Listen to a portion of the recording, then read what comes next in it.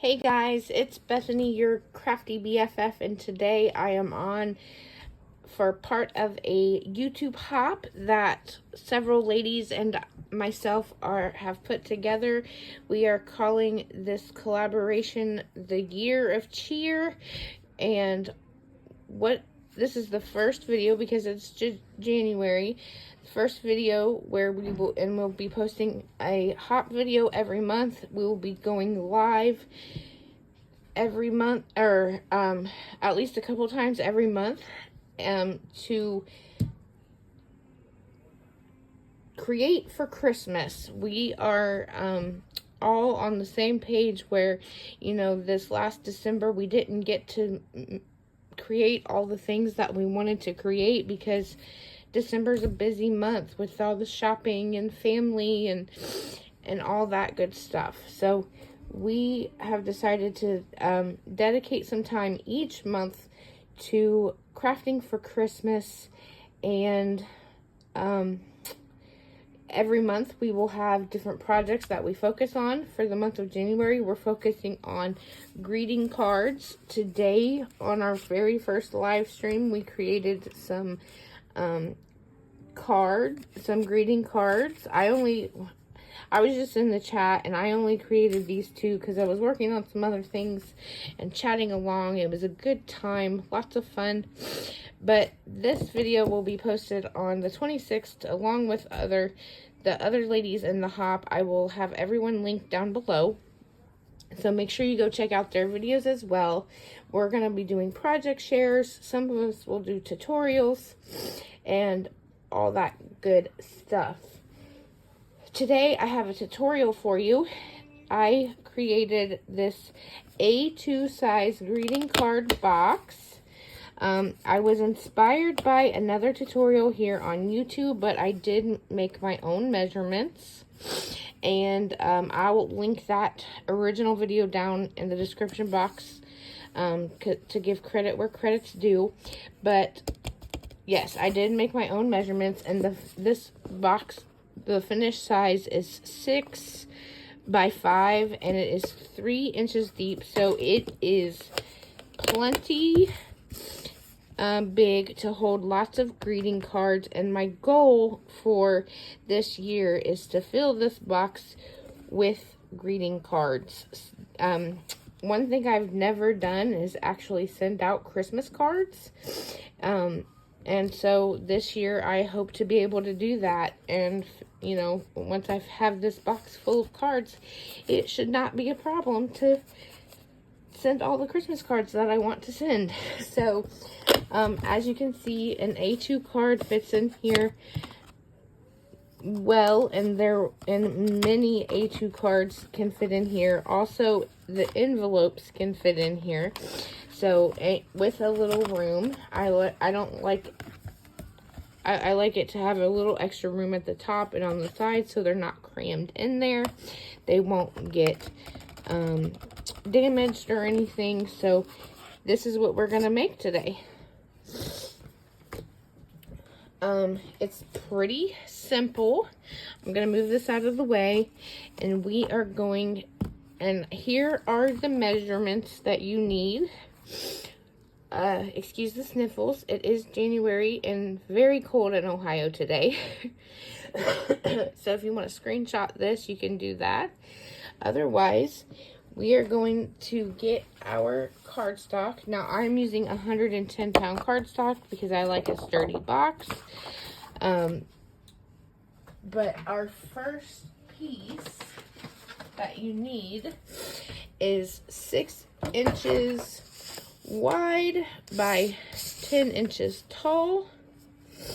And on the 10-inch side, we are going to put it on our scoreboard on the 10-inch side, and we're going to score at 5 and at 8. Okay, you can go ahead and fold and crease those score lines and set that aside. The second piece you need is 6 inches by 9 inches, and on the 9-inch side, we're going to score again at 5 and at 8.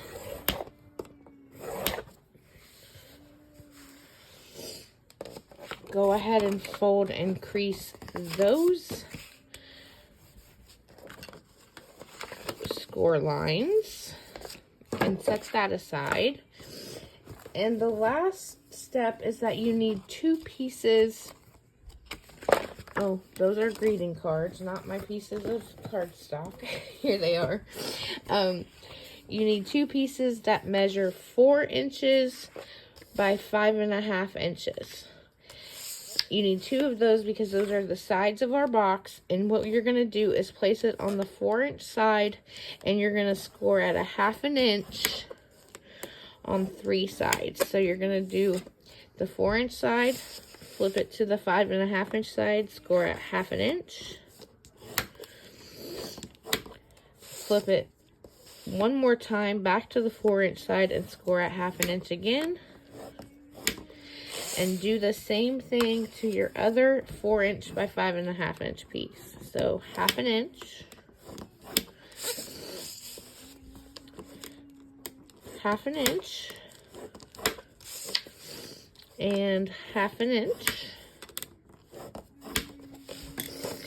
We're gonna fold and crease these score lines on both pieces. By the way, you probably hear Madison in the background, my youngest daughter. She is nonverbal and special needs, and she's nonverbal, but she likes to make noise, and that's what she is doing today. Okay, we can get rid of our scoreboard now. And what we're gonna do is get rid of these little squares in the corner. I'm going to slightly miter cut here, and then turn my scissors diagonally and do another mitered cut there like that. I'm going to do the same thing on this side, do a slightly mitered cut, turn them diagonally, and cut. So that you have something that looks like this. Here, we can angle this one a little more to match. There we go. Just getting rid of the bulk there in the corners. Do the same thing to this piece. So we're going to do a slight diagonal cut up to that crossing score line. And then miter the scissors and do another diagonal cut there so that you have something that looks like that. We'll do the same thing to this side. Diagonal cut down, turn the scissors and miter them, and do another diagonal cut there. So it should look like that. Get rid of those pieces there. And the first thing we're gonna do is, okay, you have your 6 by 10 inch piece, which is the one with, it has a 2-inch flap here. This is going to be the closure for our box. But you have this piece here that has a 1-inch, I believe that's a 1-inch score. Yes. Your 6 by 9 piece has this 1-inch score here, and you're going to add your glue to that 1-inch tab, and then you're going to attach your 6 by 10 piece here to that 1-inch tab, like so, just connecting these 2 pieces together. I'm going to use my bone folder to press that down and get it nice and stuck. And then your box will look something like this. Okay. So then we're going to take one of our side pieces, the 4 by 5.5 inch pieces. And what I like to do is start here with the bottom tab on the 4-inch side and glue this to the bottom of my box. So if you're looking at it like this, this is the bottom of the box. I'm going to add my glue here to this tab on my side piece. And line up those core lines and press that down. This really is a pretty simple box to make. And then I'm going to get my other piece of 4 inches by 5.5 inches. And I'm going to do the same thing. I'm going to add my glue to that bottom 1/2 inch tab. And add it to the other side of my box.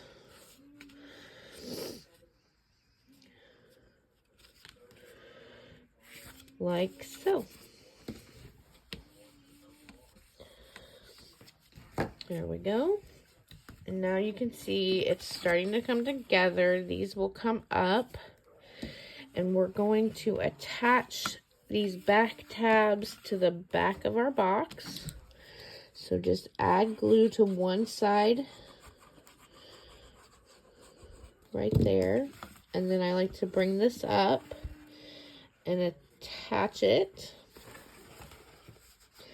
like so.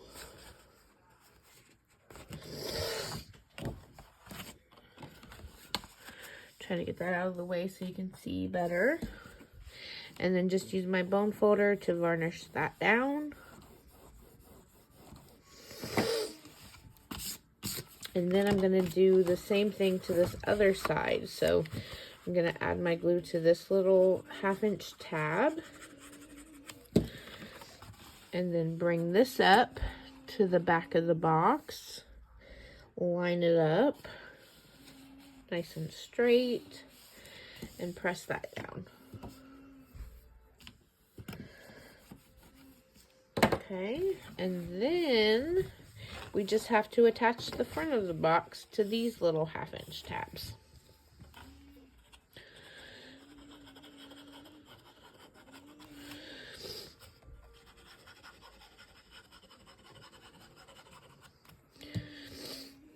Just like that, and then bring this flap up, line up on one side, one of your tabs on one side. I'm going to lay it down flat and use my bone folder to come in here and press that down. And once that side is stuck down, I will come to my other side and press that down. Again, flipping it over and getting my bone folder in there to get a nice stick. Just like that.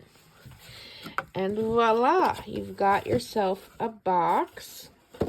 Now, I like a rounded look to my little flap here, so I am going to round my corners. And then we are going to figure out our mats. So this is 6 inches wide, so our mat is going to be 5 7/8 by 1 7/8. This mat on top of here will be 5 7/8 by 2 7/8. Then this will be 5 7/8 by 4 7/8. So the front and back panels are 5 7/8 by 4 7/8. The side panels are going to be 2 7/8 by 4 7/8.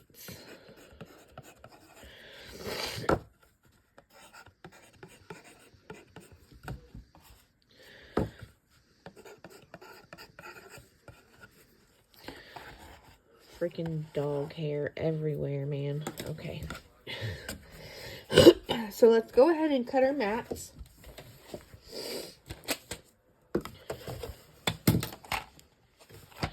I've got this red pattern paper I'm going to use to mat this. So I'm going to cut my 5 7/8 by 4 7/8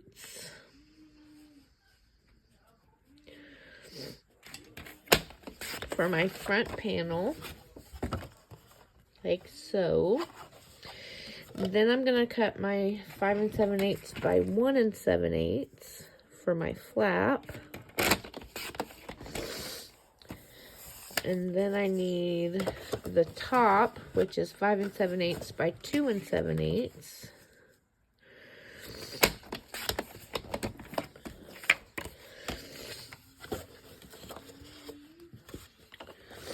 And then for my flap, because I did round these corners, I'm going to go ahead and round the corners of my patterned paper as well. And then using my other half, I'm going to cut my back panel at 5 7/8 by 4 7/8. And then my two side panels are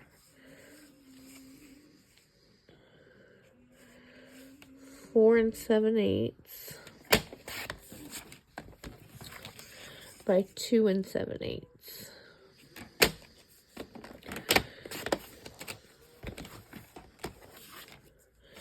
I'm not going to mat the bottom of this box because it's made out of 110-pound cardstock and nobody's going to see the bottom anyways.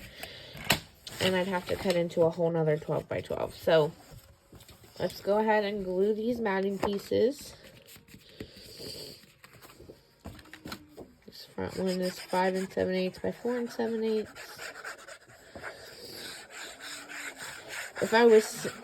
If you wanted to stitch these matting layers, you would do that before you glue them down. I'm not going to do that because this is just a storage box for me.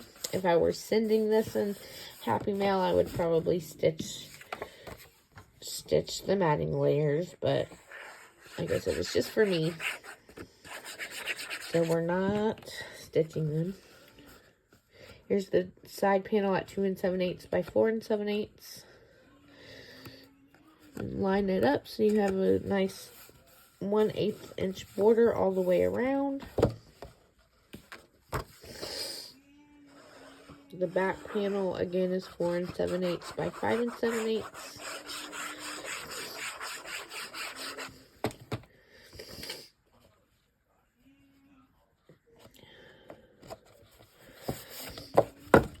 The other small side panel, 2 7/8 by 4 7/8.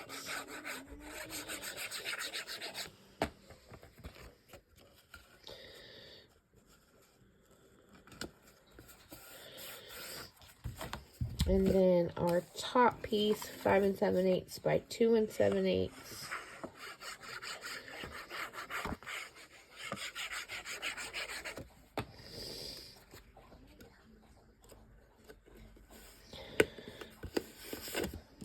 And then our flap, 5 7/8 by 1 7/8 with the rounded corners. Of course, you don't have to round your corners. It just depends on how you like it. Here we go. And then you can always put, if you want to get fancy, you can put magnets under your pattern paper before you put your pattern paper down. Just add magnets to your flap and to your front side of your box. I currently am out of magnets, so I am just using my pink Velcro dots. My tip for Velcro dots is to always use an adhesive because they come with self-adhesive on them, but they never stick. So I do add just a small dot of my Barely Arts glue to each side, because I do not trust the self-adhesive that they come with. And then I close it, and I make sure not to try to open the Velcro before it's had a good 5 minutes to dry. So there's that. And if you see, if you add your wet adhesive and you give it a good 5 minutes to dry, your Velcro dots will stay where you put them without ripping your paper or any of that good stuff. So there it is. There's my tutorial for this A2 size card box that can hold quite a few cards. I don't know how many because I don't have that many cards to test it out. But 3 inches deep is quite big. If you guys have any questions or comments, feel free to leave them down below and I'll be happy to get back to you. Make sure that you follow along with the YouTube Hop and check out the other ladies who are posting videos today. I'd really appreciate, if you're not subscribed to any of them, go subscribe to them. We've got a lovely bunch of ladies participating in this Year of Cheer YouTube Hop, and I hope you'll follow along. Thanks so much for watching, and have a great day. Bye.